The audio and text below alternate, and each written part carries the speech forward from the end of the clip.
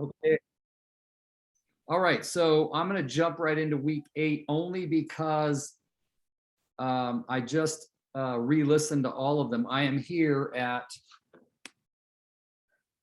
does anybody recognize that? That's the company Oh, that I coach for. So I'm here in Utah right now, and I've been here all week. We're leaving soon for coach training. We do it twice a year. It's pretty intense. I take pages and pages of notes. And my wife was saying, like, she loves that I'm always trying to grow, but she says, what are you still taking notes about? I'm like, believe me, I'm sucking at some pretty high levels in some areas. So, and I think that's probably the malady in real estate, is we tend to maybe focus too much on where we're not doing well, rather than giving ourselves some grace and kudos for where we are doing well. And some of you might be struggling with that. Like Nancy, in the time I've known you, I know that you're always saying to yourself, I could do better, I could do more. Am I wrong there? Yeah. So, and that's kind of something we all do. And I've said it many times on these calls. This is our 8th call, right? I think. Yeah. And this particular week of videos to me was much easier to absorb because I'm more of an experienced agent. Yeah, right, Ryan. We are our hardest critic.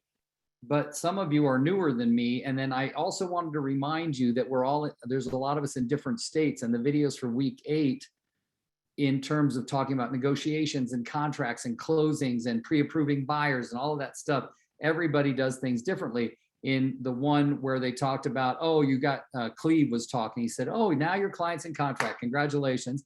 And he actually said these words: it is the buyer's agent's responsibility to order the inspections.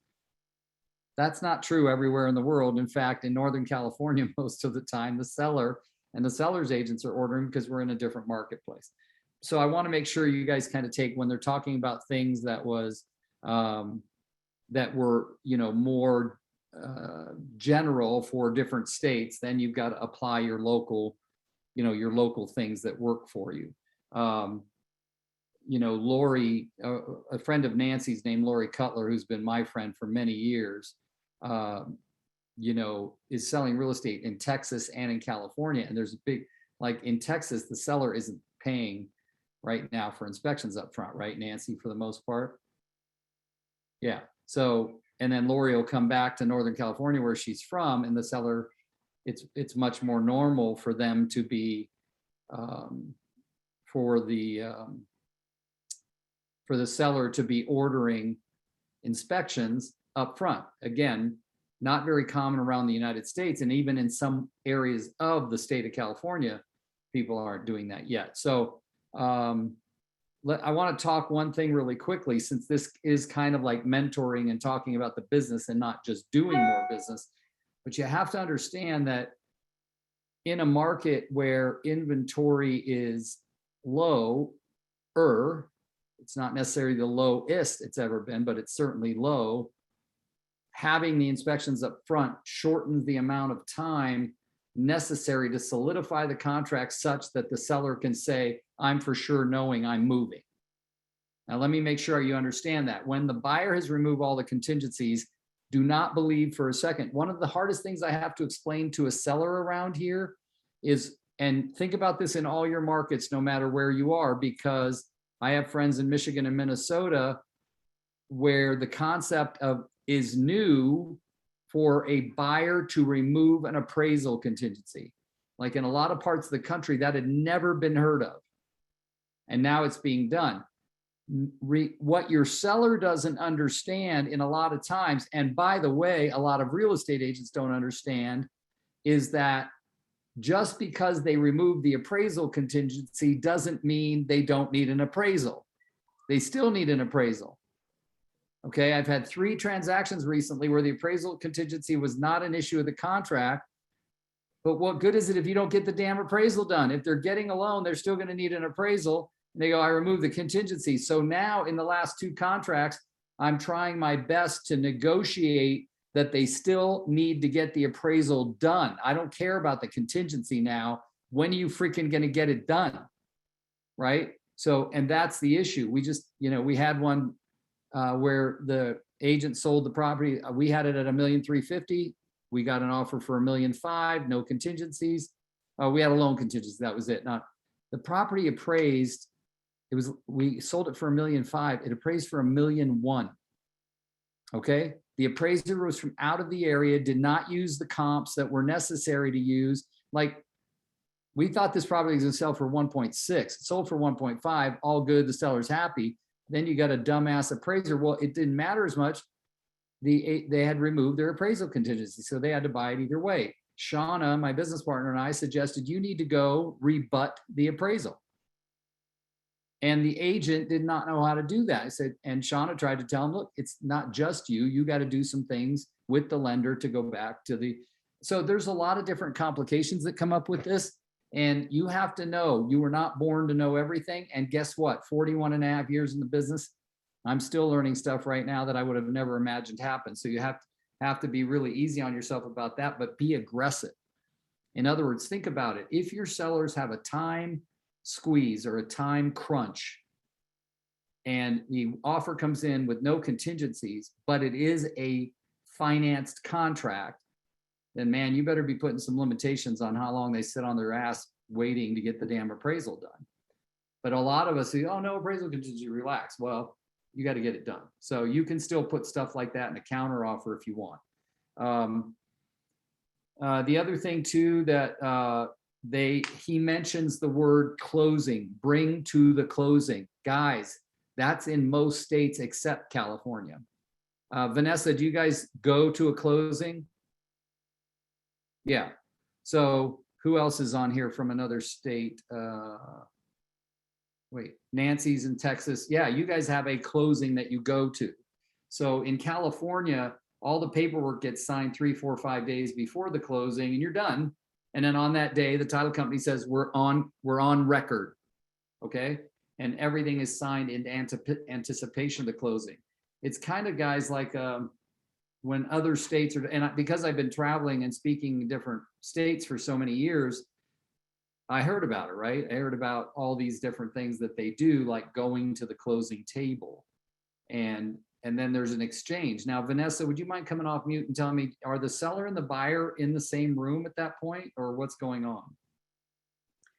No, we typically, like, they'll always take the sellers in first, which is really crazy. But yeah, the sellers go in first, sign the deed, sign the other 4 documents, and then they switch places. And then the buyer goes in with their stuff and signs everything else. And once they have a complete package, then we hand the keys over. They try and keep it as non-contentious as possible, but they're in the same office, but different rooms. They don't. Oh, okay. To go together. But it's all kind of happening at the same time, right? Yeah. Mm-hmm. Yeah. And then has the buyer previously brought funds to the table for their share?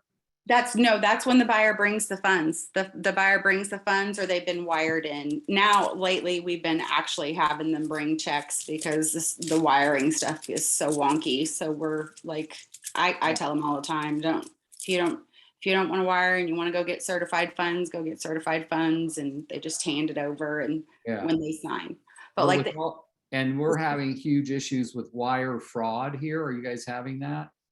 Not as bad as you guys, but yes, we are. I mean, it's happening. And that's why we have to sign, we have wire fraud disclosures. We have conversations with sellers and buyers about not giving wiring instructions unless I call you to tell you, or if you have a question, call me and I'll verify, but don't just, willy-nilly wire. Like, don't do that. So we're careful. Right. And then one of the things, Vanessa, that I've shared, and Nancy, you can jump in on this since you're in Texas. Does your closing go a little similar to hers? You're on mute. You're on mute. You're on mute. Sorry. There is no specific order. They will do buyers first, sellers first. They don't meet together. Just needs to be the same day. Okay, so that's the same thing. Yeah, now it's all different here. But one of the things that a lot of my, not coaching clients so much, but friends around the country have asked me to email them to other states is what our multiple counteroffer form looks like. Do your 2 states now have a multiple counteroffer form? We do not. Where So I'm actually doing net sheet for each of my offers when I have multiple offers, and you have to officially announce them. no, this is I mean, it's called, it is the counter offer itself. Oh, And it's set so that even if the buyer signs it, the home hasn't been sold to that buyer. Because you can send out 4 or 5 of them, and if 3 or 4 of them come back. And by the way, we've had people all over the country take our seller multiple counteroffer form. It's not, I know what you're talking about, Nancy, and we all have that side of a Excel spreadsheet kind of thing to show which offer Yeah. what, but what they're, oh no, Vanessa, you actually can, if you put that wording in, and you can, instead of using the counteroffer form, you could type the wording from the form into your counteroffer. Mm, And basically interesting. it says right on there, the seller is making counteroffers to multiple parties. Your acceptance of this contract does not mean you bought the home. And then what it has, it's here where the buyer signs, and then below it, it has one. So the seller signed the counter and sent it to you. Then if the buyer signs it, then the seller has to sign it again for it to be accepted. It's a pretty darn cool form, and it's been here. Would you, Teresa, we've had this for 10, 12 years, I'm pretty sure. Probably even before you came in. Yeah, it's been in, I've been in about 10 years and it was here when I arrived. Yeah. So, yeah. I'll try to remember to send it to you guys, because you don't have to use the form, but look at the wording. It's really cool. And then what it sometimes gets people to do, Nance and Vanessa, is they say, oh, they sent me a counter, but they sent it to 4 other people. You never know how many people. It's just saying that they're sending out counter offers. So you might counter them back to, let's say, 800 grand. And then because of that, the buyer gets afraid they're going to lose it and recounters you to 810 or something, because they're worried that just signing it, it's going to be like all the rest, and what's going to separate them from everyone else. So Interesting. yeah, so it's like I said, guys, the main thing that you get out of those is, someone was, I'm here and we're talking about ramp at the coach training, and someone said, well, some of it is very basic. And I said, yes, and people with 5, 10, 12 years don't know those basics. And that's the problem, right? So it really gives you the mindset of understanding, what's going on. Like when Sarah Bernard said, there are 2 types of loans. I'm like, what? Well, then she said conventional and government loans. I'm like, okay, that pretty much covers it. So, she was talking about FHA, VA, USDA. There's all kinds of them that you guys probably don't even know about, because we're not in areas where they use them. But anyway, so I was really impressed. It was simple, it was quick. And then, you might want to be doing, I love the one about negotiation, because that's all a mindset thing. The negotiation one sounded like people were wrestling to sell a house. I love Tammy. I didn't get that concept as much, because we almost do everything. I think even in Texas and Oklahoma, you guys do that, where you're basically, negotiating back and forth with a real estate agent who he or she is talking to their buyer, and I'm talking to my seller, and we're going back and forth. I don't think it reverts to what there was one point where she said, to get cooler heads, everyone should walk away from the table and re-meet again. I'm like, we're never at a table ever. But I can recall for the first 15 years I was in the business that you'd take your offer, you'd make 2 more copies of it, one to hand to the husband and wife or whoever that was selling it, one to hand to the other agent, and you'd sit at the dinner table together. And there'd be like uncomfortable, awkward, talk. Hi, how are you? Yeah, lovely table. Are those bananas real or are they fake? And you'd reach over and talk. It was like, what are we doing here? But I can remember the first time I was involved with the multiple offer situation was in like 1993. And the guy had everybody come to the house. It was a 2-story house. And they had moved the living room furniture and put folding chairs. There was 11 real estate agents there, sitting there. How you doing, John? Yeah, good to see you. Yeah, and he's upstairs in the master bedroom, and there was a railing that looked down over the living room, and he would come out and go, Tom, you're next, come up. Like you were in the freaking doctor's office, right? So it was very funny back then. If you look back, because you guys don't even concept this. I mean, Ryan wasn't even born till 10 years after I sold my first house. But what you think about this, that we didn't, when I first started selling real estate, fax machines hadn't started being used yet. Okay, that's how far back this was. You know, we had a crank copy machine. Go ahead, laugh. It's okay. Yeah, not push a button. All right. I don't even know what a crank copy machine would look like. Right. Yeah. Ditto Okay. copies. Yeah. They're the ditto I remember copies. carbon paper. Yes. Who said that? Was that Sonia? Sonia, I remember. Yeah. I remember carbon paper and the note cards. Yes. When we had to type up listings, you had to type them up and you put the paperwork here, then a piece of carbon paper, and then you'd put the backing and you'd fold it into the typewriter. And then you had to have all this correction tape.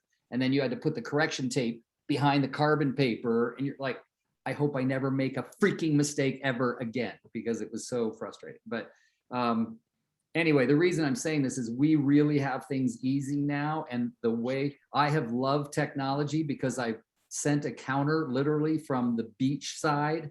You know, I think about 8 or 9 years ago, I was sitting on the beach in Florida on a vacation. And I remember getting out my laptop, using the Wi-Fi from the hotel that was right behind me, and sending out a counter. So we really do have it better in terms of being able to control our time. But I mean, the main thing that I wanted you guys to get out of week 8 is the complexities that we sometimes don't think about. I had an agent that's probably sold, she's been in real estate at least 10 years and has probably sold maybe only 10 or 12 houses, but didn't know that on the day of close, at least here in our area, when the seller's not in the home, you go give the buyer the key and congratulate them and get them into the house like right away. It's your house now. Have fun. Like 2 days later, she's like, I'm going to go give them the keys. I'm like, what? What have they been doing? Oh, they've been working. Okay. Well, nighttime, they could have come home to their brand new home. They're in their late 50s and this is their first home ever. So thought they'd be kind of in a hurry to get in. But anyway, so different things going on. I want to see, I hope you guys will be open to asking questions. I think we've covered week 8. So ask questions about week 8, but don't be afraid to ask questions about week 1 through 8 and any frustrations you have. I have heard enough from people that we are going to do one more business planning class. I don't know when, but it will be sometime between now and December 10th, probably. Okay.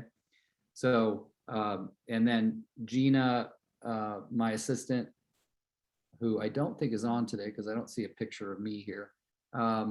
We'll have her resent. Oh, I sent it in the email. I resent the business plan workbook. I did, and the recording of the business plan call. So, okay, I'll stop talking. Questions, comments, ahas.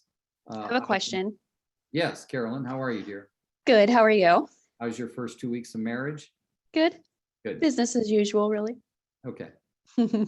Um, It's about toilet seats being left up or anything like that. We're all we've been living together for years, so yeah. okay. Go ahead. I was just wondering, we brought on a new agent a couple weeks ago, and she wasn't quite ready to jump into this when it was like we brought her on the week we started doing ramp. Are you going to do another one where you lead people through it like this in the beginning of the year, or Yeah, we're starting up again in January. Yes. in January? Okay. So do you advise, because I find these really helpful, and especially like all the content from this week, so helpful for new people. And I, again, wish I had it when I started. Do you think she should start just watching the videos now, or should she wait until? No, I like to tell people, look, would you guys agree? And I want everybody to pipe in on this, that if I'm watching the 8th week, it's all about subjects that it really doesn't matter what went the 6-7 weeks before. There's still what I call standalone subject matter. Would you agree? Mm-hmm. Yeah. I think each week builds on itself. I know they refer, like Tammy, who did the first video of week 8, referred a little bit back to week 7, but not enough to lose anybody. The other thing that we're going to do, guys, so you can start telling your people, and by your people, I mean anybody you know that's in the organization in EXP, like somewhere under me and Casey, is that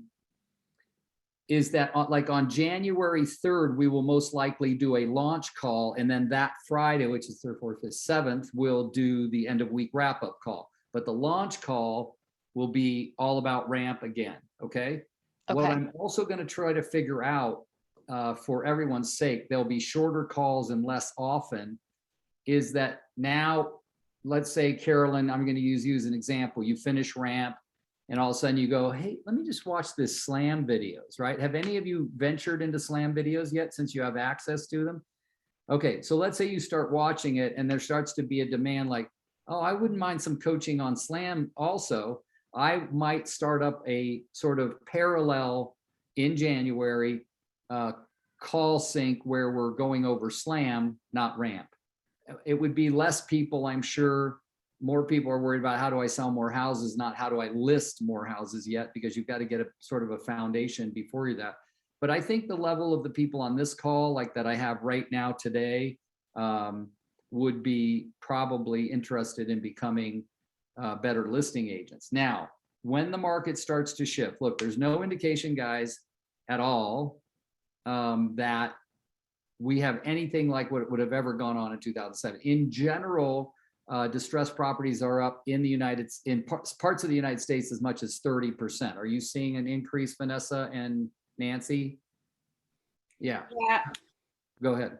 am I muted? No, I can hear you. Okay. So yeah, we are, I actually am doing my first almost short sale from somebody who just took off their, they didn't pay. They went ahead and, Oh, the forbearance? yeah, the forbearance, they opted not to do that and took, and he just was going to give the house back and it was a nasty divorce right before all of that. And he was like, okay, I'm just not going to do it. And then they said they're not going to take it. Hold on. When someone gives a house back, guys, just in case you don't know the terminology, that's called a deed in lieu of foreclosure. That's where they're deeding the house back instead of having the bank foreclose. It still affects your credit, but not as negatively as the actual foreclosure. Sorry, go ahead, Vanessa. So he never thought, I thought that maybe it was going to be short, but I ran the numbers and it's going to clear him out of everything and all his debt, because I was able to show him, hey, you're going to make money on this enough to pay the debt. And he goes, are you sure? And I'm like, I'm not positive, but I mean, it looks like, we've got a pretty good little cap in there, but it helped me to get it because what we did was we worked it backwards, knew exactly what we needed.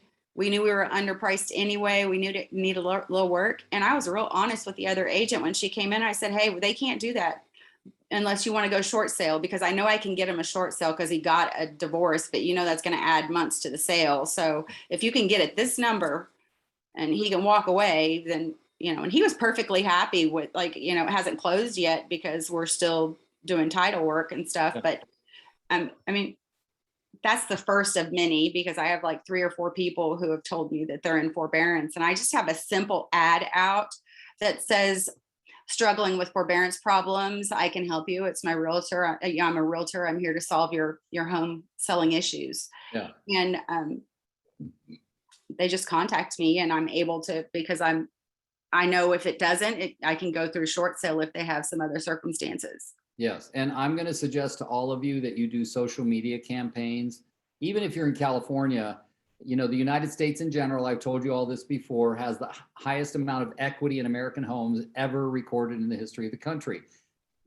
Remember, that doesn't mean there's not foreclosures and possible short sales. However, if any of you are interested in another way to get business, start doing a campaign called Let Me Show You How to Keep Your Home by Vanessa Johnson, by Nancy Muldoon. Do those kinds of things. Campaigns are great, guys, and it's so much easier. I'm freaking 64 years old, and I'm starting a social media campaign. I don't even think I've told my team yet because it's happened in the last few days, where I'm going to be doing a campaign. Several people in the last 2 weeks have seen me dressed in my suits and said, "You're like the most interesting man in the world." From the commercials, the Dos Equis commercials. So I'm going to be the most interesting realtor in the world. And we're going to do all kinds of campaigns. One maybe where I love that. Where I Great. sit back and I cross my legs and then go, ow, or something like that, trying to be the most interesting man in the world. And, I don't always drink beer, but when I do, it's a root beer, things like that. So I've got some ideas and we're excited about, but any campaign right now that can grab the attention of the buyer is a good one. especially when it comes to solving their problems. When foreclosures got really big for the first time ever, huge, was 2007. And when you would call the bank, they would no longer say foreclosure department. They would call it the home retention department at the banks. So it was starting to give the public a different view of the issue they were in. And, people in our area, and I'm sure Vanessa's and Nancy's, were door knocking. They get a list of NODs, right? Vanessa, didn't you guys do this? And go door knocking and say, hi, my name's Rick. I'm a real estate agent. I'm not here to talk to you about selling your home. I'm here to make sure there are solutions to things that people in your neighborhood might be going through. They didn't even say, I know you're going through it. They just said, I have, and then they had this little paper that they'd hand out that had simple questions and answers for things that people who needed a short sale or a foreclosure would be going through. And they attracted tons of business that way, right? Yeah. And In 2009, Rick, Yeah. because I knew that I had to adjust my sales, I set out to be a short sale specialist without being a short sale specialist, like saying that. But I was like, our number one job as realtors is to have like solutions for you to keep your home and solutions for you to be able to move on without having anything other than a blip on your credit. Like I can help you get out of foreclosure so you can buy a house, not 2 years from now, but maybe 6 months after you get all your money in order. But to have that solution was huge for us, and was huge for my business, because not very many people knew how to think out of the box like that. But it was astonishing how many people were like, how are you getting that business? And I'm just telling people, I can help you keep your home. Let me help you keep your home. And so I did that. And here's the thing, people in more high-end areas don't think it's happening. I have always referred a particular hard money lender in the Bay Area. Anytime my clients need hard money or something like that, I refer them. And they're great people. They take good care of my clients. And the owner of that company just called me about a listing in Fremont, the town I'm born and raised in, because he says, oh, I think you've been there your whole life. I go, yep.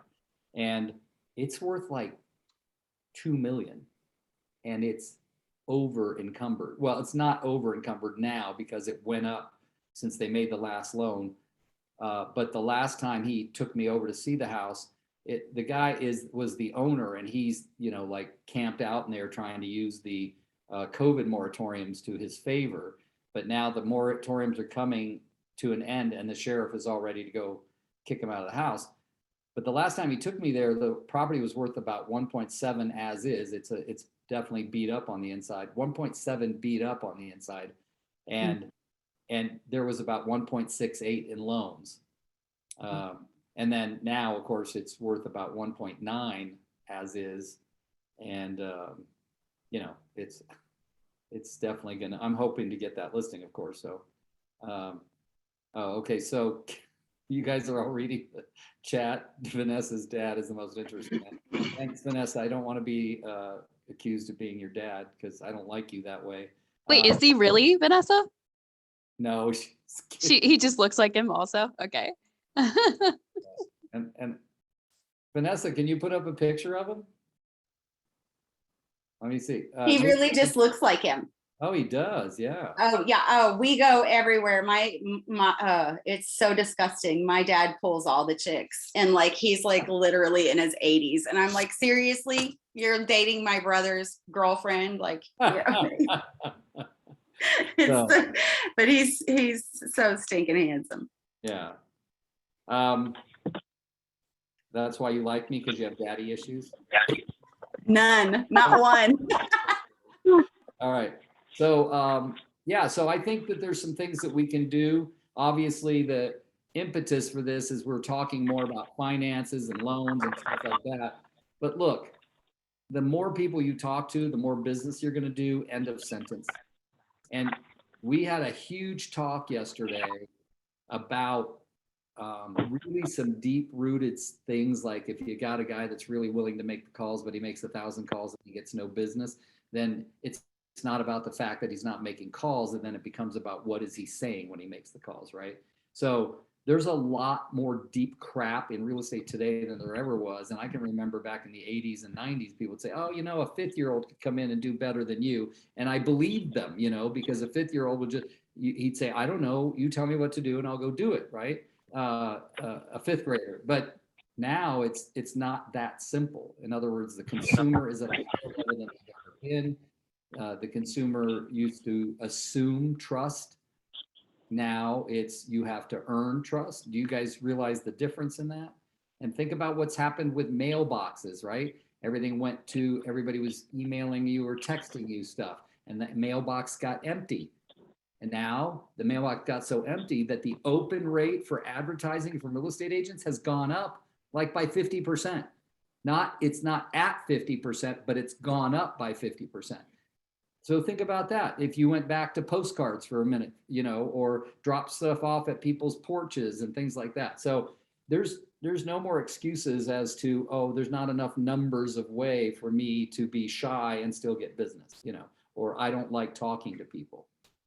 It really is a thing of, okay, look, if you don't like it that much, just go find another job. But if you can just like it a little bit, you could probably do pretty darn good. So, yeah. So Rick, are you familiar with the REO class offered by EXP? Is that something we should? Who's talking? Nancy.